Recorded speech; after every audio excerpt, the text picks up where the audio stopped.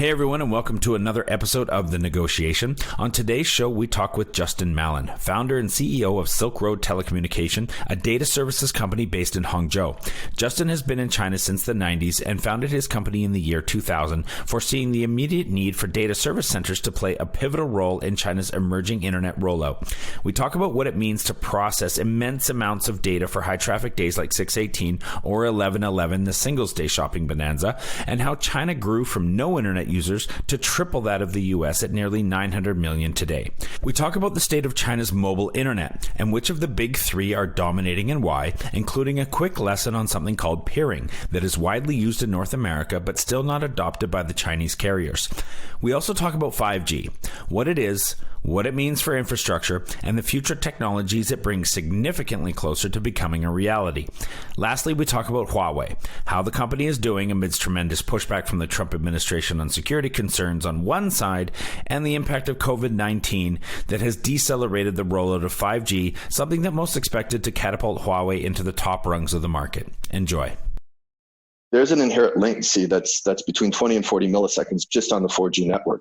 What 5G does is it effectively takes that latency down to zero. So what it actually does is it makes the connectivity so much smoother and absolutely instant. What that actually allows companies to start thinking about doing is this idea of driverless cars. So you can't really have a driverless car if there's a latency of 40 milliseconds and the car's looking at running into an accident. If that latency gets down to zero, all of a sudden, everything is wide open. It's like you're sitting on the server processing information and content instantly. Home to over 4 billion people, the Asia-Pacific region boasts one of the most powerful consumer markets on the planet. Not only is it home to half the world's under 30 population, but it's also home to more than half the world's internet users. It's a market no globally minded brand should ignore, but entering markets like China is no easy task. Just ask the likes of Microsoft, Google, Uber, and Facebook. Times are changing, and with the right partners, doors are slowly opening as more and more companies find success expanding into the markets of the Middle Kingdom. I myself spent 8 years in China, mostly as a venture capitalist, helping early-stage tech companies enter the Asia-Pacific market successfully. This show is dedicated to uncovering and examining successful China entry and growth strategies by interviewing the people behind those success stories. My name is Todd Embley, and welcome to The Negotiation, brought to you by WPIC Marketing and Technologies. Justin, welcome to the show. Thanks for coming on today. Thank you, Todd. Good to talk to you again. You and I go back a ways. We were friends in Shanghai. We used to play a little softball together, and I once interviewed you on my podcast, The China Startup Pulse. Tell everybody a little bit about where you come from, how you ended up in China, and what you've been doing since you got there. So I grew up in California, San Francisco, and I don't know. I was one of those kids who, as growing up, really wanted to do something internationally. I thought the idea of 007 was really cool, and since I could never ever be a spy, the idea was to do something in international business. And China at that point was, this kind of backwaters country that had a lot of potential and a lot of history, but was not fulfilling its historical promise. So I don't know, as I got through college and started learning more about China and graduating with a Asian history major and learning more about the place, it seemed to me the place to be for the future. And so I actually came to China the first time, I think, in 1990. So I guess now you can figure out how long I've been in China. Fair enough, I was in college back then. And landed in a country that was just full of energy and some excitement and just had this untapped potential to do something really kind of special. After college, I started working in Hangzhou, which is a couple hours outside of Shanghai. And back then, really the only thing you could do was trading. It was a manufacturing site. We were in the garment manufacturing piece of that trade.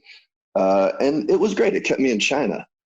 But a few years into that, one of the technologies that we got into and helped us in the trade piece was actually the internet. When I landed in China first time in the trading business, I was sending faxes at midnight after running around factories, and it was very expensive and B, very, very inefficient. So signing up for the internet and getting on email, to me, was a catalyst in understanding what technology could be here in China and how technology could actually, to some degree, fundamentally change how people do business. So that was my sort of kickback into the technology side of my journey in China. And the other thing that really kept me in China was just this incredible constant need for improvement, for growth, for experimentation in new ideas, for this idea that they could really be so much better than they were. And it just allowed me to be in China, and every year was always something new. Every year was always some grand plan to improve and here in the country. And it made it exciting. So after your years in China, I think the sort of expat rule, which was those who make it 3 years start to have an understanding of China.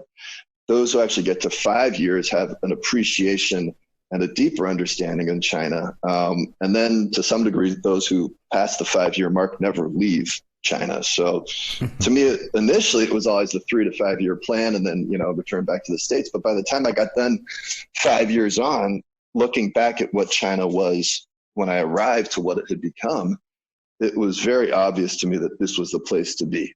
And this was where I wanted to stay. And this is where I wanted to try to do something significant. Now, I know you might debate the level of success, but you are part of a very small group of successful foreign entrepreneurs in China. Tell us about the beginnings of SRT Technologies, because it's a fascinating story, made especially so by the fact that you were so early in the game, a game that, as you've said, many didn't feel worth playing. Yeah, so I will debate successful. I think, to what my aspirations were then and how long it's taking us to get to where we want to be. It's been a challenging road. So success sometimes, at least back then, success was really being able to create a business that had staying power. So SRT, which I founded in 2000, is, we're still alive and kicking and doing actually quite well right now. But the challenges were incredible. If an idea of success is being able to grit it out and really work through all the various challenges and all that China can throw at you, then absolutely we're amazingly successful. The other side is if success is at scale, we're getting there. We're definitely getting there. So we're a 20-year-long startup that's finally starting to hit its stride. But what I mean by that is 20 years ago, our idea was to get into the data center business. Back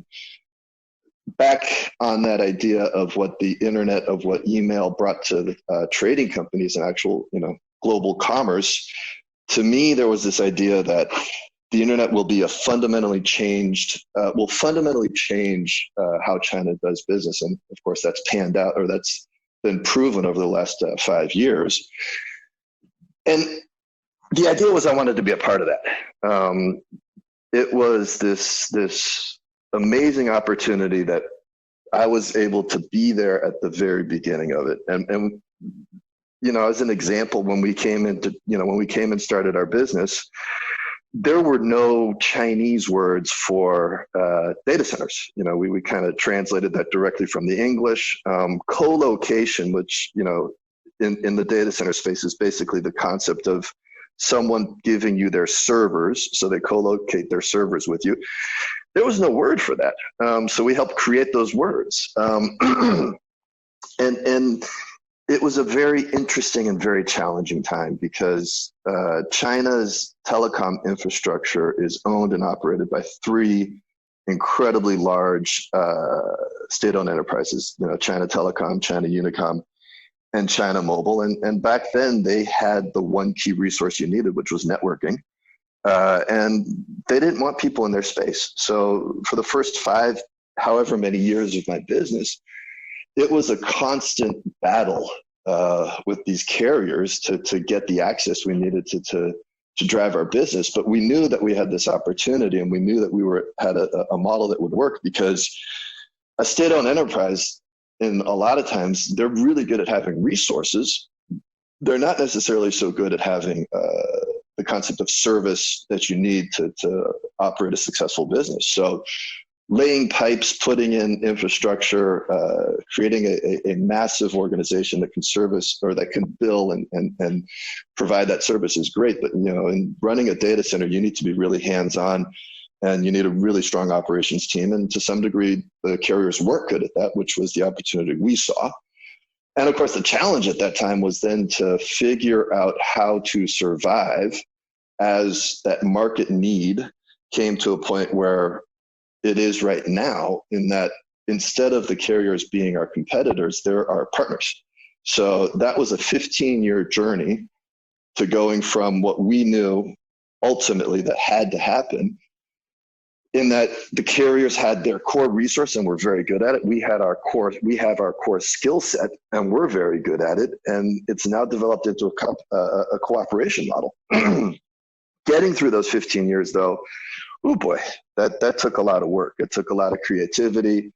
My business is an incredibly capital intensive business. So we really touched upon all aspects of how to operate in China.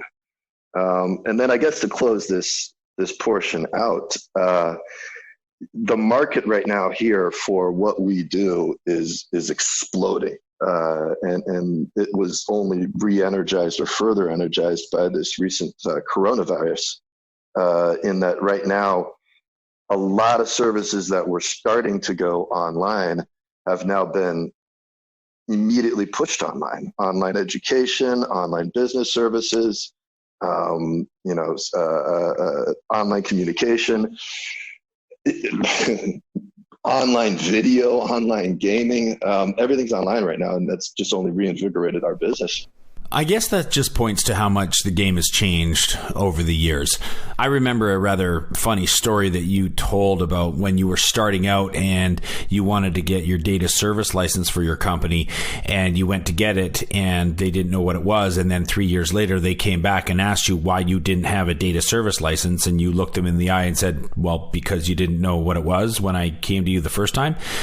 I guess it has really changed a lot in a short period of time, which is surprising given how capitally intensive it is to get into that business. So there's a couple ways to look at the industry. So, one thing we did very early on, and this kind of delves into a separate, but adjunctory conversation is this idea of relationships in China.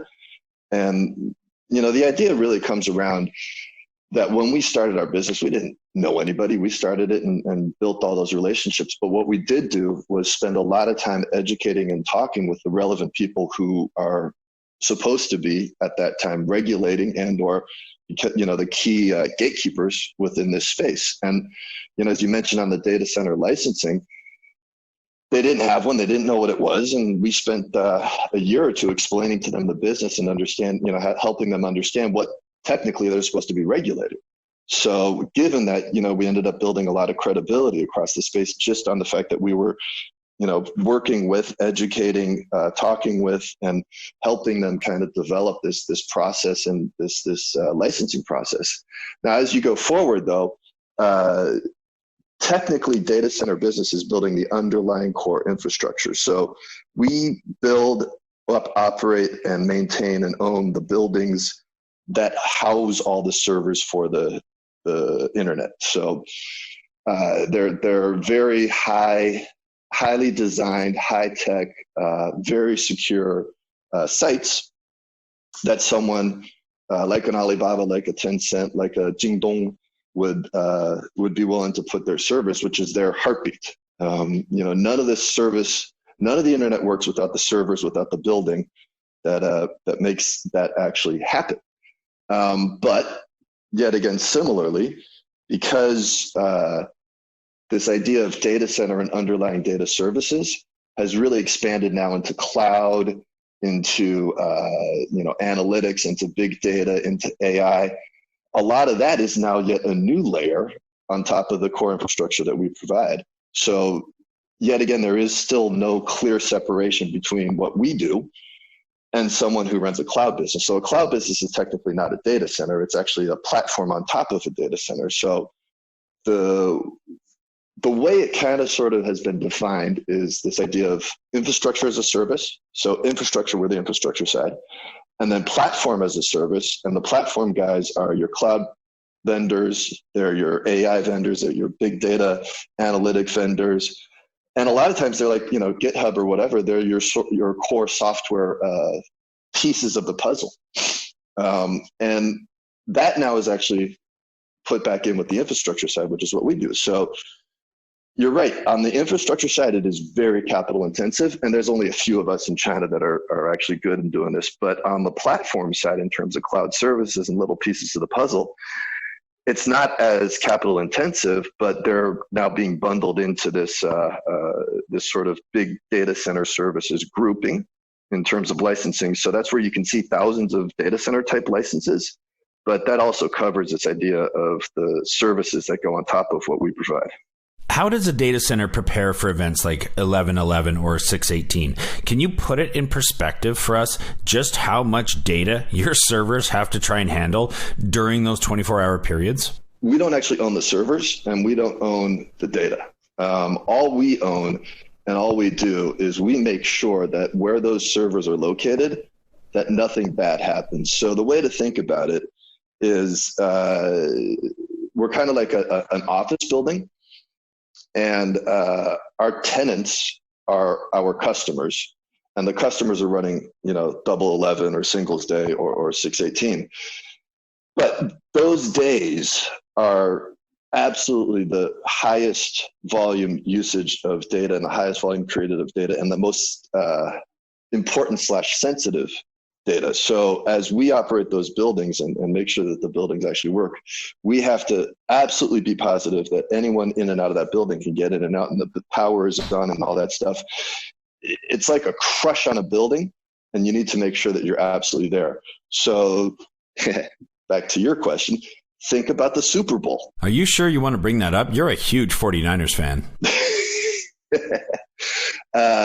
In a Super Bowl, that's where you have your tens of thousands of spectators and your players.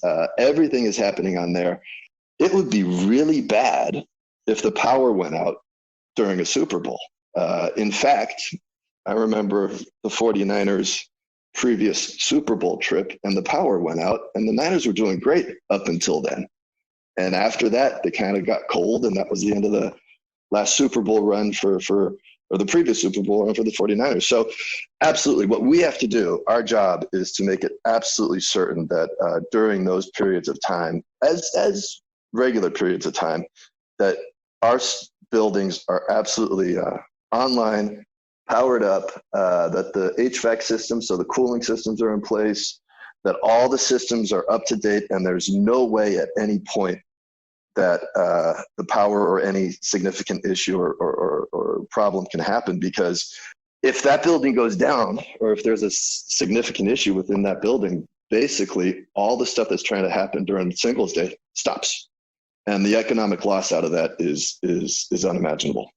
Now, I realize you might not be able to talk about these numbers anymore, but I'll ask anyway. In 2015, you had told me that SRT processed around $5 billion in sales in just the first 90 minutes of 11/11. What are those numbers like today, and what are you forecasting for 6/18?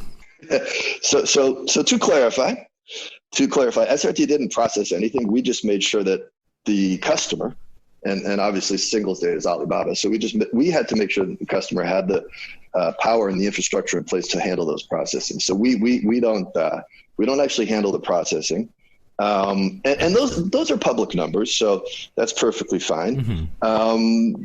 But that number and that sensitivity right now has just gotten to an incredible level. So we're not actually allowed to talk about that, because one of the key things in my space is security.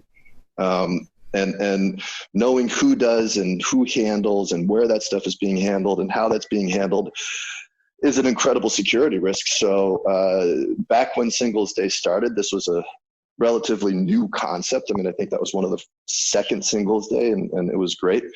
And Singles Day right now can process transactions that are in the tens of billions within the first minute.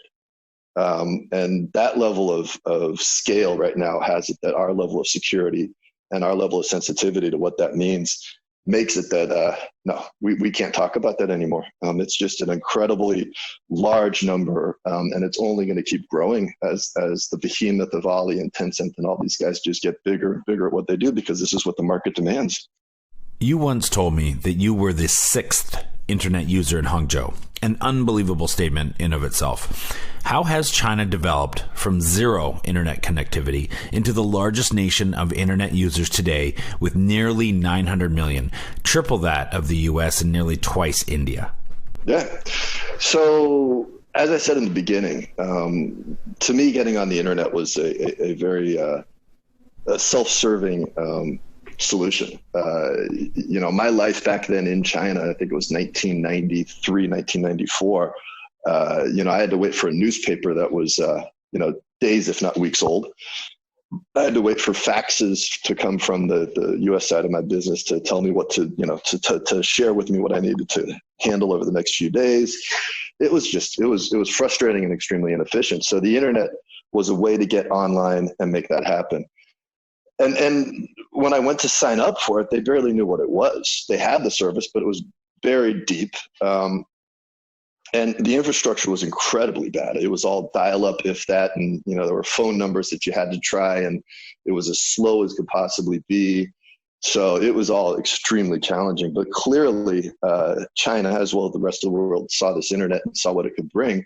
The carriers, and this is what they're very good at, were very deep into investing into building the internet out. There was a clear understanding across the board that the internet would be a game changer, just in terms of communication and what people could do. So while I was the 6th, I'm far from the last.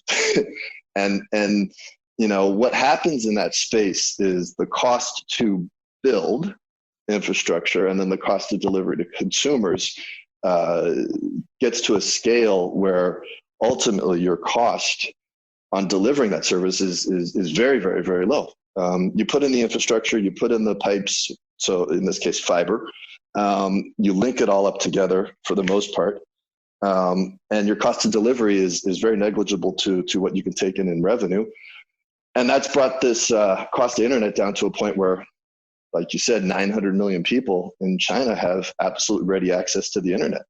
Then you bringing in, of those 900 million, a large portion are actually mobile users. And that really only happened as China went from, 1G analog mobile phones to now rolling out the 5G, which in my mind is also going to be a game changer for the next phase of this incredible growth here. So it really is just a function across the industry globally, where the cost to deploy got to a point where the cost of usage is something that everybody can afford now and has become a basic rate. But the next big thing, I think, is going to be 5G, and that's going to be yet again another game changer in this space. And we're not going to see what that means for the next 2 to 3 years, but it's going to be a phenomenal change. I want to talk a little bit about the state of China's internet infrastructure now. Can you tell us what peering means? Are China's carriers peering? And if no, why? And if yes, when did they decide to do so? And why did they finally agree to get along? So China still runs as 3 separate state-owned enterprises in China Telecom, China Unicom, and China Mobile. And independently, they have built out these incredible networks. And what I mean by incredible is you're looking at 100 gig networks across a single China Mobile or a single China Telecom. And I would not be surprised, but I do not know if they're not yet running terabit networks to really provide some of the most incredible broadband access within a single network. But there's 2 key points in here that are sort of things that they still need to figure out. And as you mentioned, one of them is peering. So someone on a China Mobile network they go through a funnel to get to a China Telecom network. It's kind of a historical thing where these state-owned enterprises ended up being competitors with each other, and they're given, top-down metrics and targets that they need to hit. And the one way that they think they can hit it is by slowing everybody else down. And there's been conversations, 5 years ago, there were conversations about peering the networks. They still have conversations about peering the networks. And what that really means is those funnels, those sort of gating posts get removed, and you can actually share information and share network across those. The way the carriers look at it is they don't want to do it because, they have sometimes better infrastructure in one place and not as great infrastructure in another place. And they fear that they'll actually lose one of their competitive advantages if they let someone else onto their own network. To some degree, though, that's significantly less of an issue nowadays, because what a lot of people are rolling out and has been successful in China for quite some time are CDN networks, so content delivery networks, where basically a third party handles the distribution of content over multiple networks, and it just becomes an added layer that resolves kind of this peering issue. And it used to be that people like Ali and Tencent would be using these content delivery networks, but they've both also gotten to such an incredible scale. And they're also running their own cloud networks right now that they themselves are doing this. So it used to be an issue. It's significantly less of an issue. So the underlying problem in terms of peering has not been resolved, but there's been other solutions that are in place where it's a significantly less of an issue. I guess a key sort of example and the way to think about it is China Telecom used to be the biggest broadband network in China. But now with the rise of mobile and the rise of China Mobile, they have significantly more internet users than China Telecom does. So all of a sudden they're now the biggest player in the internet. But yeah, it's kind of sort of mostly resolved at this stage from a third party sort of third services solution. Let's talk about the impact of streaming. How has streaming and some of the streaming services changed the landscape of infrastructure? Has it changed it? Would you push back on the statement that, or the claim that it's been changed by streaming at all? Actually, I'd sort of push back on that one. Please do. To some degree, streaming is very intensive for bandwidth and network usage. But in actual terms of infrastructure / servers, it's a lot less intensive than cloud, and it's a lot less intensive in usage in terms of big data analytics and AI. So streaming on the network side can be very intensive, but in terms of data centers and underlying infrastructure, it's not anywhere near as intensive. It's a lot less racks. In terms of, the fact that the content can just sit on a couple of, not a couple, but, on hard drives, whereas computing processing power is key in terms of what you need to do to run a cloud operation / AI / big data operation, because you're actually using a lot of computing power in that space. So to some degree, and this kind of goes into what 5G could do here in China, but to some degree, what streaming has done is it's really opened up the pipes. It's made it that the carriers, the big telcos, are and continue to invest in internet, in broadband networking, fiber network infrastructure, which has opened that up, which is key.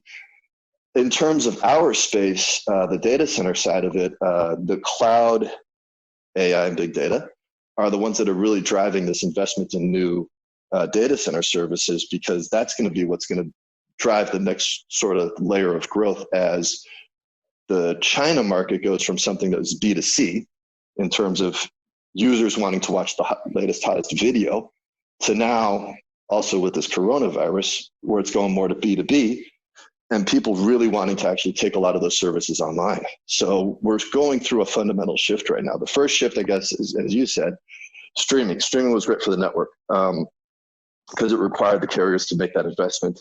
This next phase is this B2B side, which is going to be driven by what we do, building the underlying infrastructure, and then the cloud, big data, AI players are coming into to deploy their services on top of our infrastructure. And that's all going to trickle down into the B2B side where a lot more businesses are taking everything online. You mentioned 5G, and I'd like to go there for a second because 5G is being touted as a real game changer, and it's being rolled out very quickly en masse throughout Asia. How are you involved in the massive 5G rollout? What does this mean for China's internet users? Maybe explain a little bit about what 5G is compared to 4G and 3G so that we understand the difference and what it might mean. And does China stand to gain a competitive edge with this technology? 4G right now here in China and around the world is absolutely fast enough to play video over your mobile device. And I know this because I was out on a trip with some friends watching the Warriors play in the last, not this year, but the year before's finals. And so I'm watching it in a car, having a great experience, both sides, because they won. And because I was able to watch the game, it was phenomenal. 5G doesn't change that piece of the puzzle. The inherited implied extra bandwidth is not really needed to watch video. I mean, no one's going to VR, I don't think anytime soon, to watch basketball games while they're in a car cruising around the Chinese countryside. That's not what it does. What 5G does is it takes the latency. So the time it takes your device to go from your device back up to the servers, back down again, there's an inherent latency that's between 20 and 40 milliseconds just on the 4G network. What 5G does is it effectively takes that latency down to zero. So what it actually does is it makes the connectivity so much smoother and absolutely instant. And the change that's going to bring, you talked about cars and bullet trains and stuff. What that actually allows companies to start thinking about doing is this idea of driverless cars. So you can't really have a driverless car if there's a latency of 40 milliseconds and the car's running into an accident. If that latency gets down to zero, all of a sudden everything is wide open. It's like you're sitting on the server processing information and content instantly. And that'll then open up. So it's not about the bandwidth that they've increased. It's actually driving that latency down to zero, which allows for driverless cars. It allows for telemedicine. It allows for remote surgeries. It allows for basically instant connectivity across the board. And while 20 to 40 milliseconds does not sound like a lot of time, those queries are multiple. Any single query to go to any single site is 10, 15, 50, 100 different queries. You add that all up, it takes seconds. When that becomes zero, it's an amazing experience. And it then opens up the concept of B2B solutions that could be deployed wirelessly across the planet. So it is going to be a game changer by providing that underlying technology, which then allows all these services to finally come to fruition. So an example is I'm opening up a new web page for the first time, and it is immediately all there the minute I open it, just like flipping the page in a magazine. Exactly. And that's not a function of bandwidth. That's not a function of bandwidth. That's actually a function of dropping the latency, because every time you're pinging on a website, you're losing 20, 40 milliseconds. All of a sudden, done. It's downloaded instantly. And then, and only then, can you start actually delivering real-time applications. So it would be like on your computer opening up a document. And once that document's there, boom, it's all there. It's instant. And so you asked the next question as to what that means and what I'm doing, or how that affects my business. It will require a lot more data centers because you'll need a lot more computing power to provide the applications and services that 5G will allow to happen. And, it goes back to your question about peering. What then becomes an issue is where a lot of data center services are delivered in Beijing, Shanghai, Guangzhou, and Shenzhen because of the population density. This will actually start driving data center needs down into tier 2, tier 3 cities, because all of a sudden, with the latency issue removed, the distance becomes an issue. So as fast as the networks are, you have distance issues. So it's actually going to drive data center builds down into the tier 2, tier 3, 4 cities. I studied a lot about AWS and did a lot of analytical research on them about 4 years ago. And one of the keys to their success and the fact that they're just eating the world these days is the fact that they had more nodes around the world. They had much, much better coverage, which inherently, I guess, reduced latency because of that geographic coverage. and they were sitting at something like 54 nodes or something, which was a lot more than anybody else had. Is geography becoming more important? So geographical location is going to be even more important with 5G, just given that the ability to deliver services and applications will be made so much smoother with 5G. So geographical location is always going to and will be even more important as you go forward. And AWS as a global player is ridiculous. I mean, they've got 54. I don't know what they're up to right now, but they have a large amount of data centers. And the reason they have those globally is because you need to deliver the services locally. And it can be, as you said, you're calling up a service, you're calling up a function. That function will then be, because you're a user in a local place, it'll then be distributed down to the local node, which is key. So, as Alibaba, though, over the last 5 years has really taken their Ali cloud and grown it up into being by far and away the largest cloud provider here in China, they're actually similarly starting to make headway outside of China. And the way I look at it is AWS got a really strong lead up front on this, and they have a lot of incredible technology underlying it. But to some degree, it also becomes, who can provide the best amount of services for the best price. And as we all know, Alibaba is very good at driving costs down. And that'll be a competitive piece up against AWS.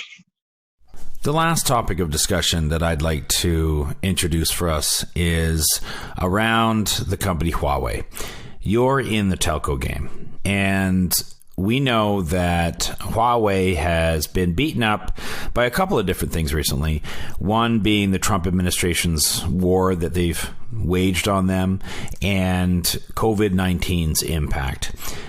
How are they faring? How are they going to fare, especially now that the global rollout of 5G networks has actually decelerated?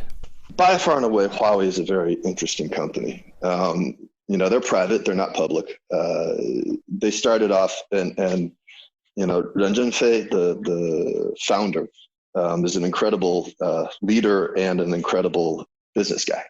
And they came up in a time where China's own telecom infrastructure was growing and growing at a ridiculous speed. But at that time, Chinese carriers really could only buy foreign or non-Chinese equipment because Chinese companies couldn't do it. So clearly Huawei got a bump up with a lot of government support and a lot of market support to become a local Chinese equipment manufacturer for the telecom space, just knowing how big the Chinese telecom market was going to be.